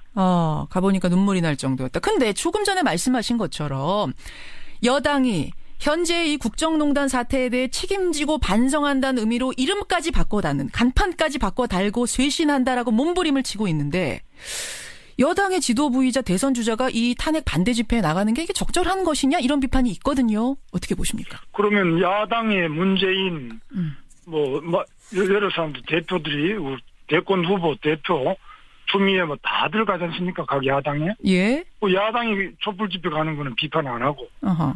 태극기 집회에 가는 우리 자유한국당 의원들만 비판하는 이유가 뭡니까? 그것이 바로 언론이 기울어졌다는 겁니다. 아니 언론에서 그쪽도 비판하는 쪽도 많더라고요. 정치인들이 왜 광장에 가서 이야기하느냐라고 비판하는 언론도 꽤 많습니다만 야당이 하기 때문에 우리도 한다라는 것은 좀 그렇고 지금 어쨌든 그 자유한국당으로 이름까지 바꿔 달고 있는 상황에서 탄핵 반대하는 건 뭔가 좀 모순된 거 아니냐라는 거 어떻게 생각하세요? 아니 야당이 지금 하는 것을 우리가 안 하면은 그것이 바로 우리 민주주의에서 균형이 무너지는 거 아닙니까? 야당은 그러면 아무거나 해도 가만히 보고 있는 게 우리 자유한국당이 될 수는 없죠. 야당의 정치인들이 나간다면 여당 정치인도 나갈 수밖에 없다. 그게 균형이다? 아니 당연하지 않습니까? 예를 들면은 CBS에서 예. 김현정 쇼에서 야당만 계속 불러다가 하면은 우리가 항의하는 것이 그게 정당하지. 그게 왜 그러면 하느냐. 야당이 하는데 우리가 야당만 부르는데 뭐가 문제냐. 이렇게 말하면 안 되지. 아니 김현정 쇼하고 지금 촛불 집회 보수 집회하고 이게 비교가 될 사항인지 모르겠습니다. 여하튼 야당이 나가니까 우리도 나갈 수밖에 없다. 나가서 목소리 낼 수밖에 없다. 이런 의미세요? 그 당연히 그래야 됩니다. 지금 왜냐하면은 촛불 때문에 광화문 전체와 청와대 앞에까지 촛불이 지금 몇 달 동안 덮고 있습니까? 예. 그렇게 많이 덮어가지고 우리나라 모든 언론을 영향을 미치고 국회까지도 둘러싸가지고 탄핵까지 이르게 한 거 아닙니까? 특검도 촛불의 영향을 받아서 그래 된 거 아닙니까? 그래서 이런 부분은 잘못이다. 그리고 촛불 집회 가보셨겠지만은 단두대를 메고 다니죠. 상례를 메고 다니죠. 대통령 목을 잘라서 효수를 시켜서 끌고 다니지. 그다음에 공을 만들어가 아이고 어른이고 대통령 머리를 타고 다니지. 이게 말이 되면 이게 인민재판보다 더한 것이지. 알겠습니다. 어떻게 대한민국 대표 광장 세종 광년도 여러 가지 특검과 박 대통령 간의 사활을 건 마지막 승부처가 될 것이다. 이렇게 봐야 될 것 같습니다. 그래요. 여기까지 오늘의 행간 김성환 씨 수고하셨습니다. 네, 고맙습니다. 오전 7시 55분이었습니다. 평화롭던 일요일 아침 북한의 미사일 발사 속보에 놀라서 깬 분들도 꽤 계실 거예요. 아니 제재를 그렇게 했는데도 또 미사일이야? 짜증난 분들도 계실 거고요. 이거 탄핵 판결 앞두고 북풍 부는 거 아니야? 우려하는 분들도 계셨을 줄 압니다. 어쨌든 미국의 트럼프 대통령과 일본의 아베 총리가 만나고 있는 그 시점에 쐈기 때문에 예사롭지 않게 보이는 게 사실인데요. 어떻게 봐야 될지 이분의 의견 듣고 가겠습니다. 정세현 전 통일부 장관 연결을 해보죠. 장관님 안녕하세요. 예, 안녕하세요. 모두가 쉬는 일요일 아침이어서 그랬는지 아니면 우리 전국이 어수선해서 그랬는지 조금 더 기습적으로 느껴지더라고요. 어떻게 보셨습니까? 원래 북한 사람들 기습 잘하지 않습니까? 그렇죠. 6.25 때도 기습을 했고 그다음에 그 2월 12일이라는 날이 우연히 트럼프와 아베가 골프를 치고 쉬는 시간이었지만 김정일의 생일이라는 점 김정일 예. 2월 16일. 예, 2월 16일이죠. 생일을 앞두고. 그다음에 4년 전인가요? 4년 전에도 딱 그날 핵실험 오지 않았습니까? 맞아요. 2월 12일 4년 전 2월 12일이 3차 핵실험 40년. 예. 그런데 여러 가지 그 날짜 태기는 그런 거를 고려해서 했겠지만 중요한 것은 지금 기술적으로 자기네들이 상당한 정도 진보를 이뤘기 때문에 이것을 확인할 필요가 있다 해서 그날 쏘았다고 생각합니다. 결국 기술 자랑을 하고 싶었던 거다. 네, 그러니까 이 말씀이세요. 중요한 것은 지금 그동안의 미사일은 액체 연료로 쏘았는데 예. 액체 연료를 넣기 위해서는 시간이 많이 걸리고 그렇기 때문에 위성에 잡힙니다. 그렇죠. 근데 고체 연료를 쓰면은 그거 안 잡혀요. 예. 그리고 더불어 이번에는 이동 발사대에다 실어가지고 와서 쏘았다고 그러니까 예. 그야말로 지난번 1월달에 북한 외교부가 얘기했던 대로 최고사령관의 결심만 있으면 임의의 시간에서 임의의 장소에서 임의의 시간에 아무 때나 그러니까 아무 데서나 아무 때나 쏠 수 있다고 했던 얘기가 예. 현실화된 겁니다. 이게 위험한 겁니다. 과시하고 싶었던 거군요. 근데 마침 네. 트럼프와 아베 총리가 만나고 있기도 하고 여러 가지로 좋았기 때문에 그날을 택이라는 것이다. 네. 이게 뭐 여러 가지 예사롭지 않았던 이유 중에 하나는 미국 트럼프 행정부가 들어선 이후의 첫 발사 실험이었고요. 네. 그다음에 트럼프 대통령이 북한을 매우 높은 우선순위로 다루겠다라고 선언한 직후였고 또 마지막에 지금 말씀하셨던 정상회담 시점에 쐈다는 점. 근데 이게 ICBM 대륙간 탄도미사일 아니고 그냥 저 중장거리 미사일 택했잖아요. 이것도 저 진전된 거라고 봐야 되는 건가요? 그럼요. 왜냐하면 그 한미 군사당국에서 이미 그건 무수단급이다 하는 평가를 했어요. 무수단급이라는 얘기는 제대로 쏘면 3,000km까지 나간다는 얘기입니다. 아하. 지금 이제 거리상으로는 500km밖에 안 나간 걸로 해서 끝냈지만 예. 여러 가지 기술 재원을 그 종합해서 판단하면은 제대로 각도를 잡아가지고 그러니까 낮은 각도로 쏘면 3,000km 나간다 이거죠. 더 갈 수 있는데 이번에 자제한 거라고 그렇죠. 말씀이세요? 그러니까 왜 자제합니까? 3,000km는 저 괌까지 갈 수 있습니다. 예. 괌에 미군 기지 있잖아요. 그런데 그렇죠. 일단 높이 올라갔다 다시 내려오는 동안에 여러 가지 기술적인 문제점이 없는지를 확인하기 위해서 500km까지만 나가는 걸 쏘았는데 여기서 이제 자기네들이 기술이 확인됐다고 지금 오늘 아침에 새벽에 보도를 했어요. 예. 그렇게 되면은 그리고 미국에서는 지금 중거리라고 그러는데 북한에서는 중장거리라고 얘기를 하면서 장차 그 기술을 좀 더 개량하고 발전시키면 장거리 미사일 그러니까 대륙간 탄도미사일로 발전할 수 있다 하는 그런 지금 그 사인을 보내고 있습니다. 그런 그게 위험합니다. 위험한. 지금 속보 들어왔습니다. 북한이요. 북극성 2형 어제 쏜 거는 이제 북극성 2형이라고 하더라고요. 북극성 2형 시험 발사에 완전 성공했다. 북극성 2형 시험 발사에 완전 성공했다라고 북한 방송에서 공식적으로 언급했다는 속보가 지금 들어와 있습니다. 지금 이게 상황이 아주 무시할 상황 아니라고 분명 말씀하셨습니다. 근데 걱정이 더 되는 이유는 뭐냐면 미국에는 지금 트럼프 대통령이 있다는 거예요. 오바마 대통령이 아니라 트럼프 대통령. 안에서 그리고 청와대 바로 가까이에서 이런 일이 있을 수 있느냐. 이거 정말 대한민국 정신 차려야 돼요. 그것이 전체 촛불 민심, 1,000만 촛불 민심을 대변한다고 할 수는 없을 것 같고요. 뭐 그중에서 일어난 개인의 해프닝이니까 그거 하나하나 갖고 전체를 얘기할 수는 없습니다만 김문수 지사님. 근데 많은 국민들이 더 의아스러워하는 이유는 뭐냐면요. 김문수 비대위원은 지난해 말에 새누리당에서 탄핵을 주도했던 비상시국회의. 거기에 그냥 참여하시는 정도가 아니라 대표자 회의에 이름을 올렸던 분이세요. 거기에서 박근혜 대통령에 대한 즉각적인 탄핵 소추와 출당 조치해야 한다. 이렇게 주장하시지 않았습니까? 내가 주장한 게 아니라 그냥 비상시국회의에서 주장했는데 그 주장하던 분들은 정말 탄핵에 참여하고 그리고 당을 탈당해서 나가서 지금 바른 정당을 만들었습니다. 저는 안 갔습니다. 저는 그런 주장이 너무 과하다고 보기도 했고 또 제가 직접적으로 탄핵을 딱 주장했다기보다는 당시에 즉각 퇴진 하야를 주장했기 때문에 그것은 옳지 않다. 촛불이 아무리 숫자가 많아도 투표한 것보다 더 힘을 낼 수는 없다.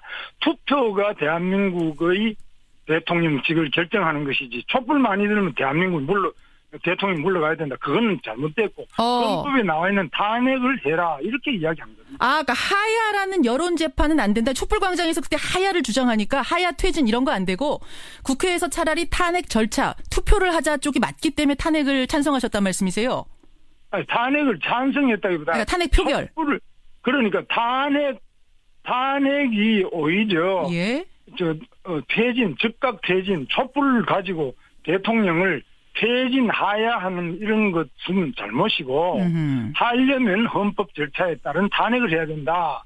이렇게 주장을 한 겁니다. 그것도 다 다시 보면 근데 그 언론이 그것도 또 계속 제 이야기를 과장 왜곡 보도를 계속하고 있어요. 그래서 제가 오늘 직접 들으려고 이렇게 모신 겁니다. 그래서 그래 잘하신 겁니다. 그런데 그렇죠. 예. 자꾸 그걸 왜곡 주장을 하고. 근데 제가 궁금한 게 뭐냐면 지금 언론들이 지금 왜곡 보도한다고 말씀하셨는데 11월 13일에 김문수 비대위원께서 참여했던 그 비상시국 회의에서는요. 박 대통령 탄핵 표결 가자 정도가 아니라 박 대통령은 자진 퇴진하라라는 결의가 나왔습니다. 그 자리에 계셨어요. 결의에 이름을 올리셨어요. 이거는 그럼 어떻게 설명하시겠습니까? 그런데 그런 거를 그러니까 그 비상시국회의에서 한 것을 전부 제가 주도했다. 이렇게 이야기하면 안 맞고요. 주도는 아니지만 결의에 이름을 올리신 거는 그럼 반대하시면 빼셨어야 되는 거 아닌가요, 이름을? 물론 그거는 맞는데 어쨌거나 그런 식으로 자꾸 몰아붙여가지고 그래 하면은 지금 이제 저는 국회의원도 아니잖아요. 지금 탄핵 표결에 참여한 것도 아니지 않습니까? 그런데 비상시국회의에 우리 당이 어렵고 나라가 어렵다 해서 같이 참여해서 제가 이제 공동 대표가 된 건데 그 부분에 대해서 계속 그런 식으로 이야기하는 그 자체도 왜곡 보도다. 과장 왜곡 보도죠. 입장이 바뀐 것 같다라고 국민들이 오해할 만한 충분한 상황이기 때문에 이거 질문을 드리는 건 좀 당연한 얘기였던 것 같고요. 않고요. 제가 입장이 바뀐 것도 사실입니다. 왜? 지금 촛불에 의해 가지고 너무 그냥 일방적으로 몰아치기를 했는데 그 뒤로 특검이 있었어요. 또 검찰, 특검, 국정조사 계속 했는데 헌법재판소에서도 지금 재판을 계속하고 있지 않습니까? 그렇죠. 제가 그 과정을 전부 다 봤어요. 봤는데 박근혜 대통령이 뭐 돈 받은 게 있습니까?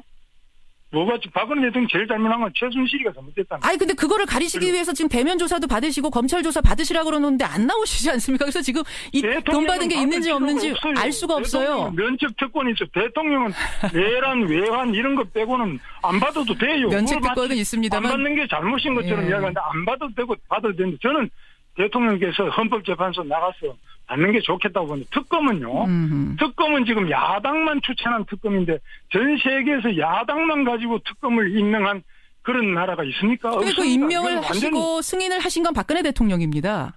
그러니까 잘못됐다는 겁니다. 그거 잘못하신 거다. 대통령도. 광장의 그 민심을 가지고 대통령한테 지나치게 그 압박을 줘가 청와대 앞에 가서도 소리를 들어보시오. 얼마나 큰가. 그런 식으로 해서 대통령도 겁박을 하고 모두 다 국민들을 또 언론이 이것을 증폭을 시켜가지고 지금 상황을 이렇게 가져온 거 아닙니까? 김문수 지사께서 탄핵 반대 집회에 나가는 이유. 아까 입장이 바뀌었다고 하더라도 맞다 나는 입장이 바뀐 거다라고 말씀을 하셨어요. 근데 김문수 지사님. 그렇게 몰고 가면 안 돼요. 입장이 아까 바뀐 거라고 하더라도 나는 사실이다. 왜냐하면 지금 과하게 흘러가고 있다 이런 말씀을 하셔서 제가 지금 정리를 좀 해본 거고요. 그런 말입니다. 새누리당에서 지금 반성 투어를 시작한다 이런 말씀을 하시더라고요. 반성 투어 이건 어떤 의미라고 봐야 될까요? 우리가 지금 집권당